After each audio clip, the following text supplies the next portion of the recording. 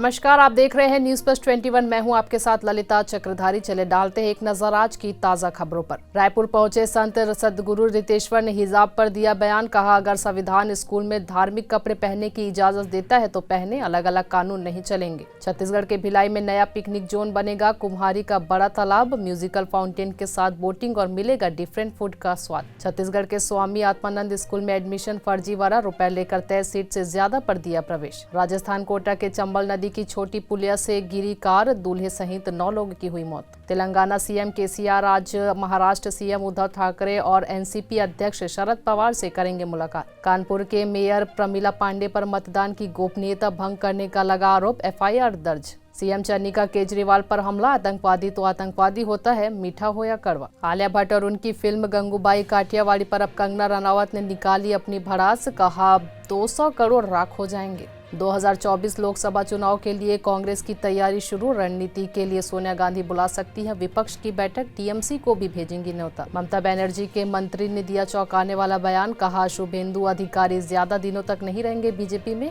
मीर जाफर से की तुलना। ऐसी ही जानकारी से लगातार अपडेट रहने के लिए हमारे चैनल को लाइक और सब्सक्राइब करना ना भूलिए। नोटिफिकेशन के लिए बेल आइकन जरूर दबाएं।